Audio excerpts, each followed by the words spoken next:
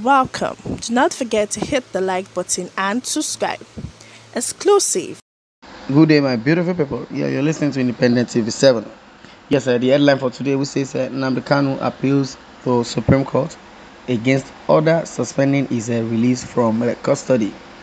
The IPOB leader Nnamdi appealed at the Supreme Court against the 28th October decision of the Court of the Appeal in Abuja, which states and also stayed the execution of his earlier order issued for his acquittal and release from custody. IPOB leader Nnamdi arrives at Federal High Court in Abuja in continuation of his trial. Nnamdi, leader of the proscribed indigenous people of Biafra, has filed an appeal at the Supreme Court against the recent Court of Appeals ruling halting his release from custody. He appealed against the 28th October decision of the Court of Appeal in Abuja, which stayed the execution of his earlier order acquitting him of all charges and directed and also directing his release from custody.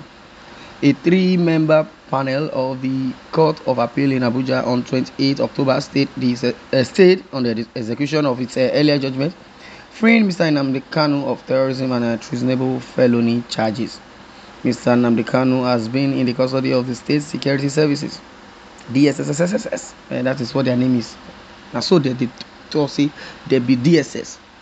Department of Secret Service. That's what it is. They will now call it SSS, State Security Service. Well, I don't have much to say, you understand, but we still have, articles, pertaining this case as it is. If Mr. Nnamdi has been detained, or he has been hidden, or rather, he has been kidnapped and proscribed, his entity has been terrorist. I don't know. Proscribed. The indigenous people of Biafra as illegal outfits. I don't know. Well, Mr. Kanu has been in the custody of the security service since he was arrested in Kenya and brought back to Nigeria in June last year. The appellate court had on 13th October ordered the IPOB leader's release, having dismissed the remaining 6-count charge leveled against him by the federal government. Also the federal government had asked the Court of Appeal to stay the execution of the judgment, freeing Mr. Nnamdi pending resolution of an appeal it filed at the Supreme Court. Now, Aaron Samani, who led the appellate court panel in ruling, held that the counter affidavit filed against the federal government's application by Mr. Kanu's legal team was misleading. Dissatisfied with the court's ruling, Mr. Kanu's led counsel, Mike Ezekome, filed an appeal also predicated on 3 grounds at the Apex Court. Well, prayers in the appeal dated 3rd November, the indigenous people of Biafra leaders sought an order of the Supreme Court setting aside the decision of the Court of Appeal made on the 28th October.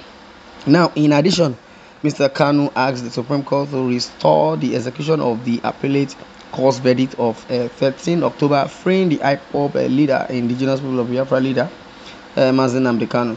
In another news of appeal, Mr. Kanu argued that the Court of Appeal in another ground in an appeal, Mr. Kanu argued that the Court of Appeal heard in law with and also when it had and determined an application for a stay of execution of its judgment in a criminal suit. In other news, in ground 2, the indigenous people of Biafra IPOB leader contended that the appellate court heard when it failed the suggestion or the verdict, and also to evaluate the evidence led by his legal team.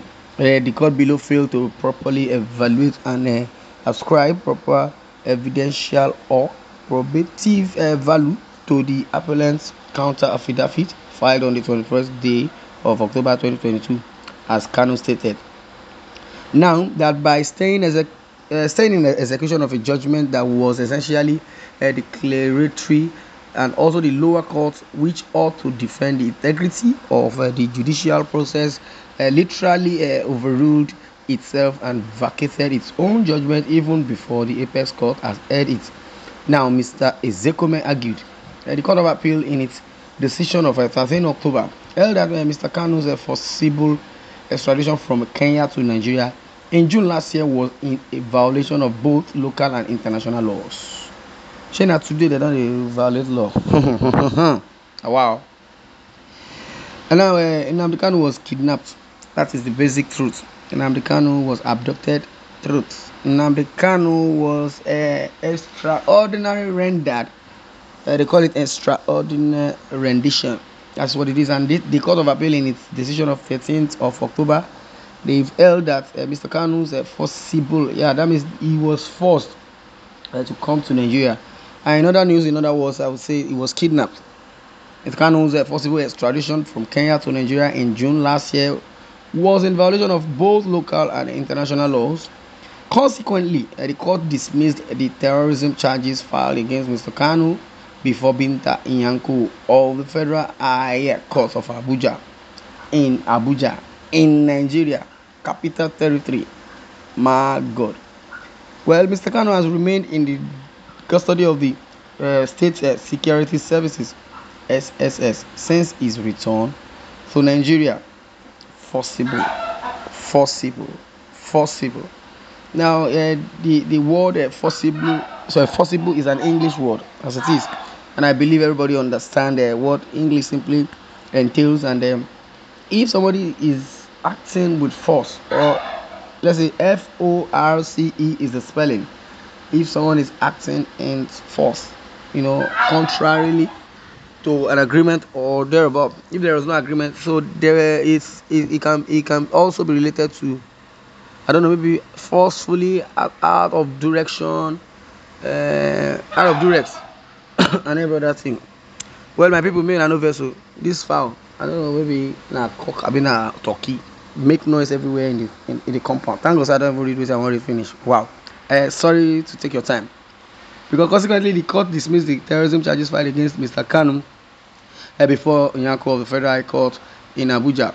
Well, the Court of Appeal in its decision of 13th of October held that Mr. Kanu's forcible extradition from Kenya to Nigeria in June last year was in a violation of both local and international laws.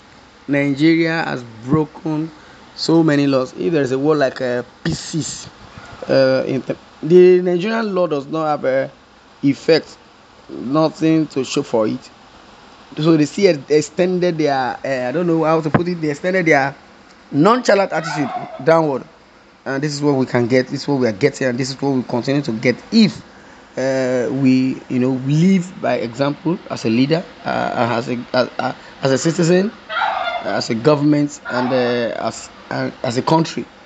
Until we do such, if we do not change our ways in Nigeria, things will get more deteriorated. Well, this one I'm going to drop a curtain. I would like to check those files where they in our area. I check them so that they don't disturb us again. Well, thank you for listening, and God bless you.